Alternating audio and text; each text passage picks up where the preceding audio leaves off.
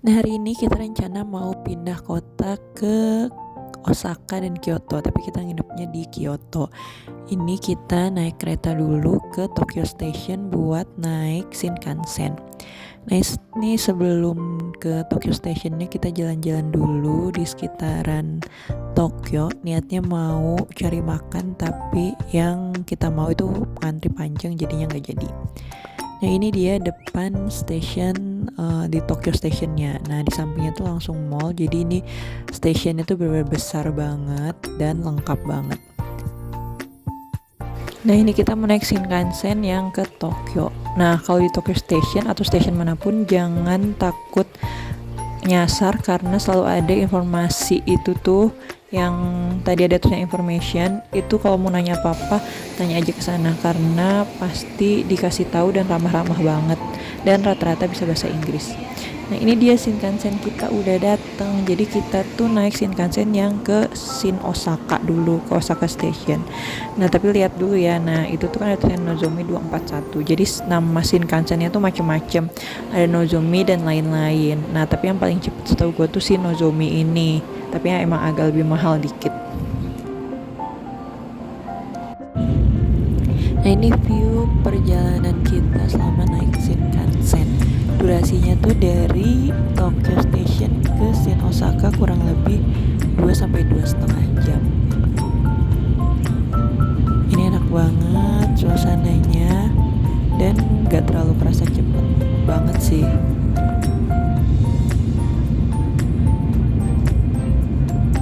Dan buat kalian yang mau trip ke Jepang, gue saranin kalau misalnya mau ke 3 kota Osaka, Kyoto, sama Tokyo, better kalian berangkat ke Haneda pulangnya dari Osaka biar nggak boncos di tiket Shinkansennya.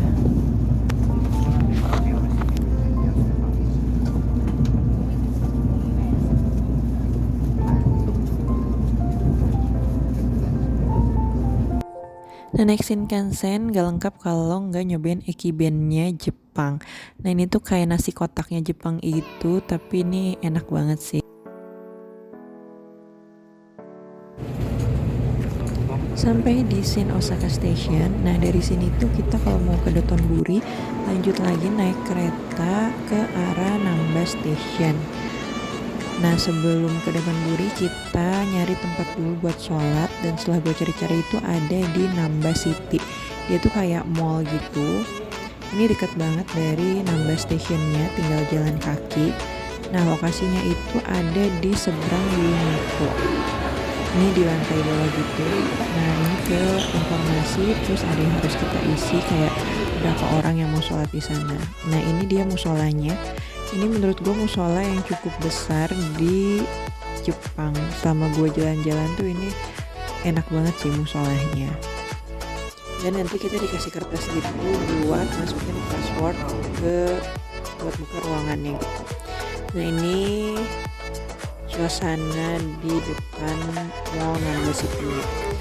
Kurang lebih jalan 10-15 menit buat ke daerah Dotonbori. Setelah nyampe di Dotonbori, ini ternyata tempatnya rame banget. Ini tempat rame di antara kota lain yang pernah gue datengin selama di Jepang. Ini tuh karena mungkin pusat perbelanjaan dan kuliner kali ya, jadi rame banget. Nah, ini suasana malam harinya. Nah, itu dia yang terkenal si Glyphosine. Nah, foto-foto dulu kita di depan Glyphosine-nya. Terus itu lanjut kita kulineran makan takoyaki yang cukup terkenal juga di Jepang.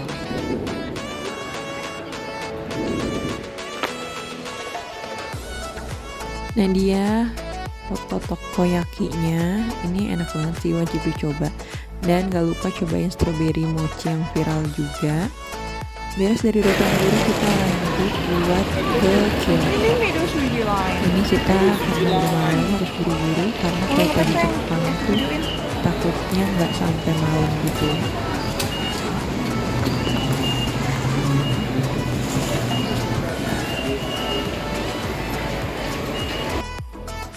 Nah, sampai di Kyoto ini tuh kita udah jam 9-10 malaman. Udah sepi banget, jalanan tuh udah kosong, cuman kita doang yang jalan. Karena emang di Kyoto tuh dia lebih cepet sepinya, kayaknya jam 8 malaman tuh udah agak sepi. Nah, ini kita lagi OTW jalan kaki ke tempat penginapan kita di daerah Gion. Ini kayaknya jalan kaki kurang lebih 10 menitan dari stasiunnya. Dan penerangannya juga agak remang-remang ya daerah sini. Tapi ya masih oke lah buat jalan kaki. Ini kayak paling cuma 1-2 orang gitu yang lewat.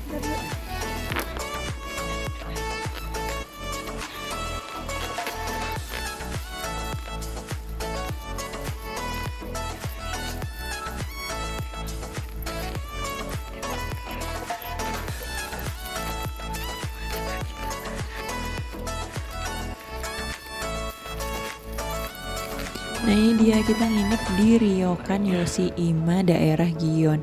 Ini tempatnya strategis banget sih, deket kemana-mana. Dan ini bagian dalamnya. Jadi kita tuh sengaja milih Ryokan karena pengen nyobain vibes tinggal di Jepangnya. Jadi kamarnya tuh bener-bener kayak kamar orang Jepang. Nah, ini ada tamannya gitu. Dan ini bersih banget sih tempatnya. Nah, ini kita room tour dulu. Jadi kita tuh pas datang langsung dikasih sendal buat selama di penginapannya. Nah, ini pas malam harinya tuh kasurnya udah disediain digelar gitu.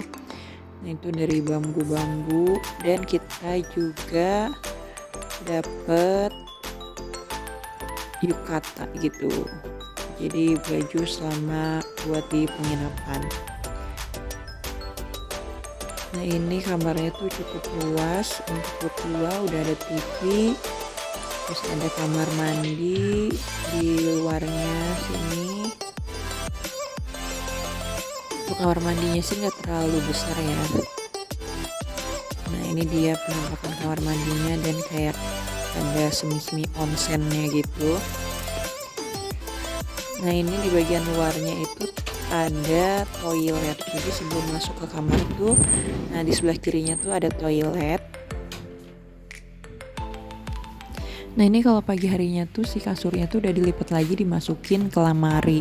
Nanti ada petugasnya gitu yang ngeberesin. Nah, ini ada kayak meja riasnya lucu banget. Nah, itu ada tempat meja makan buat nanti kita breakfast. Nah, ini ada kayak welcome snack gitu sama welcome drink. Ini tuh isinya ocha sama kayak biskuit gitu. Nah, di penginapan ini juga kayak ada public onsen, tapi kita bisa request untuk private gitu. Jadi bisa kita sewa kayak buat berdua, bilang dulu ke petugasnya kita mau pakai onsennya, nanti dia siapin. Jadi kita bisa pakai onsennya private. Ini suami gue lagi tutorial menggunakan yukata, nggak tahu bener atau enggak. Kanan. Kontak dulu.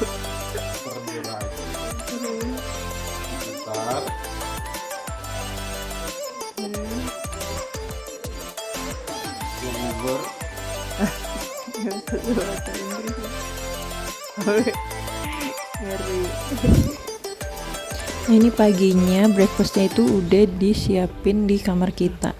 Ini kelihatannya tuh porsinya dikit-dikit tapi kenyang banget sih. Dan ini hampir semuanya tuh enak-enak. Ada ikan, ada sayurnya, ada tofu. Nah, ini petugas yang nyiapin sarapan di kamarnya, baik banget, dan mereka juga bisa bahasa Inggris dikit-dikit lah. Jadi buat kalian yang pengen ngerasain suasana Jepang, ini salah satu tempat yang recommended banget karena daerahnya tuh strategis banget di daerah Gion. Dan kalau mau ke Nishiki tuh tinggal jalan kaki, Nishiki Market, terus kayak ke Kiyomizu Daerah Temple, pokoknya spot-spot yang terkenal di deket-deket Gion itu deket banget dari penginapan ini. Walaupun itu ryokannya tuh termasuk ryokan yang murah yang gue lihat ya, di antara ryokan-ryokan lain tuh. Jadi ryokan lain tuh bisa sampai 10 juta per malam, 18 juta, tapi ya mungkin emang lebih bagus dan lebih nyaman ya. Tapi menurut gue ini udah cukup banget sih. Jadi tempatnya tuh benar-benar tradisional Jepang banget, dan sarapannya juga sarapan yang proper, bikin kenyang.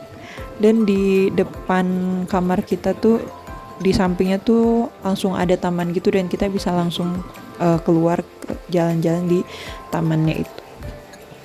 Jadi buat kalian yang ke Kyoto, cobain nginep di Ryokan Yoshima.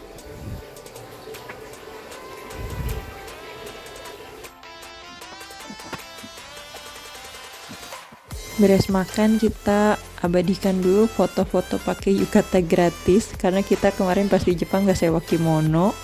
Jadi kita foto-foto aja pakai yukata di tempat penginapan kita. Nah ini dia bisa langsung jalan ke tamannya, dan ini enak banget, kayak seger banget, bener-bener refreshing banget nih nginep di sini. Dan kalau nggak salah sebenarnya kita juga bisa ikutan kayak seremonial tea gitu, upacara teh gitu, tapi gue nggak tahu di kayak setiap hari ada atau enggak. Tapi karena kemarin gue datangnya udah malam juga, jadi nggak sempet nanya ada atau enggak acaranya. Nah ini tamannya enak banget dan tempatnya tuh bersih banget. Nah ini kita cosplay jadi orang Jepang ceritanya. Nah beres check out dari tempat penginapan kita langsung jalan-jalan ke Kiyomizu daerah Temple. Sebenarnya bisa jalan kaki, tapi kita mutusin buat naik bis, karena kalau jalan kaki itu lumayan kayak ya 15 menitan lah ya. Nah itu jalanannya bener-bener bersih dan tenang banget, beda banget sama suasana di Tokyo atau Osaka, karena mungkin itu nggak terlalu banyak bangunan tinggi dan mungkin penduduknya lebih sedikit kali ya, nggak tahu, karena bener-bener tenang banget. Dan ini kalau di kita tuh selokannya ya, tapi bersih banget, jernih. Nah ini kita mau naik bis. Nah ini dia, pokoknya kalian bener-bener ikutin Google Maps aja, itu insya Allah nggak bakal nyasar. Nah sampai di ini kita lagi jalan-jalan di Ghibli Store di daerah Sanenzaka. Ini lucu-lucu banget souvenirnya.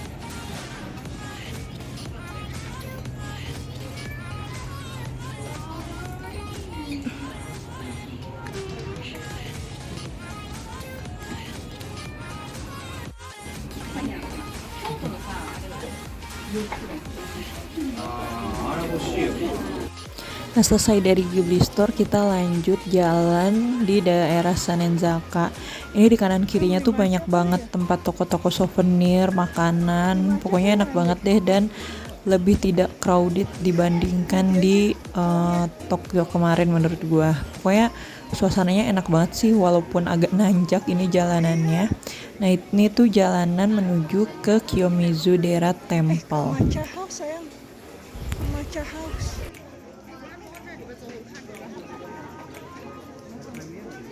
Nih Jepang nih, ke atas dulu kali ya.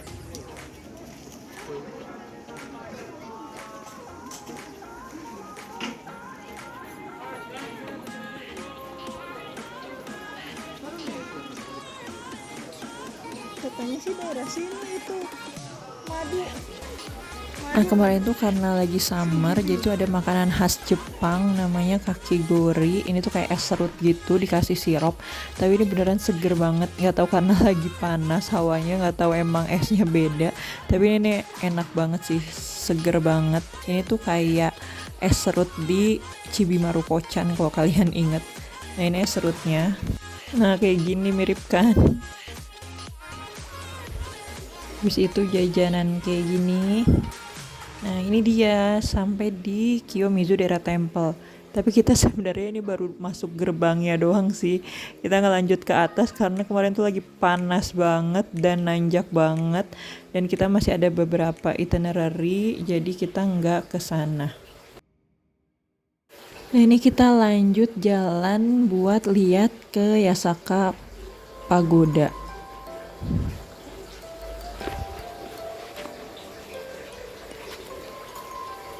Nah, ini tuh jalanannya turunan gitu. Nah, sebelum ke Yasaka Pagoda tuh kita mau nyobain ke Matcha House yang viral itu.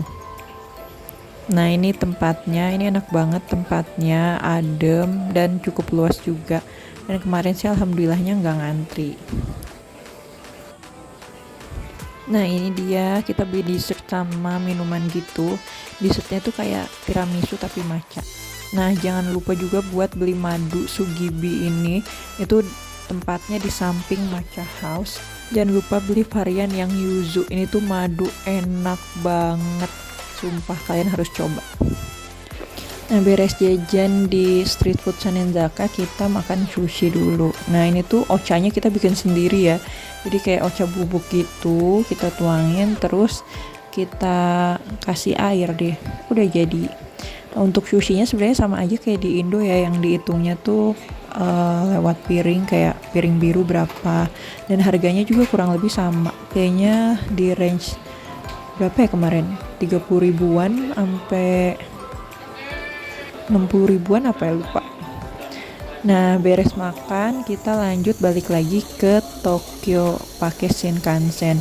Ini yang agak bikin boncos sih sebenarnya. Jadi karena kita pertama kali ke Jepang dan waktu itu tuh beli tiketnya dadakan, kita langsung PP-nya tuh dari Haneda Airport. Nah, karena kita nggak tahu kita mau kemana aja waktu itu, ya udahlah. Dan ternyata buat kalian yang mau explore 3 kota, Kyoto, Osaka, sama Tokyo, better tuh kalian berangkatnya itu ke Haneda, pulangnya tuh dari Osaka atau sebaliknya, biar nggak boncos di Shinkansen. Karena lumayan banget tiket Shinkansen, PP 2 kali tuh, mendingan uangnya buat jalan-jalan di tempat lain. Nah, ini udah nyampe di Shinagawa Station. Jadi kita turunnya tuh di Shinagawa karena tempat hotel kita lebih dekat dari Shinagawa Station daripada dari Tokyo Station. Nah, kita tuh nginep di Hotel JAL. Kenapa dipilih di Hotel JAL? Karena ini deket banget dari airport. Karena kita tuh flightnya yang jam 11, takut ketinggalan pesawat, jadi kita better nginep dulu di Hotel JAL ini. Ini deket banget, kayak cuman 5 menit atau 10 menitan gitu dari hotelnya. Dan enaknya di sini tuh dia menyediakan transportasi bus gitu buat diantarin sampai ke Haneda Airportnya. Ini tuh dia per 15 menit atau per setengah jam gitu ada bis yang nganterin kita ke sana. Ini rekomendasi banget buat kalian yang mau nginep di daerah Haneda Airport. Nah, ini suasananya. Ini kita lagi nunggu, enak banget. Kemarin tuh kita dapet lounge gratis juga buat nunggu pesawatnya. Nah, ini salah satu tips juga buat kalian yang bosan flight panjang. Ini bisa nonton film. Kemarin gue buat killing time, dan kemarin alhamdulillah cuacanya cerah banget dan flightnya aman. Nah, sekian vlog Jepang kali ini, semoga bermanfaat dan bisa ngasih insight buat kalian yang mau liburan ke Jepang. Terima kasih sudah menonton. Wassalamualaikum warahmatullahi wabarakatuh.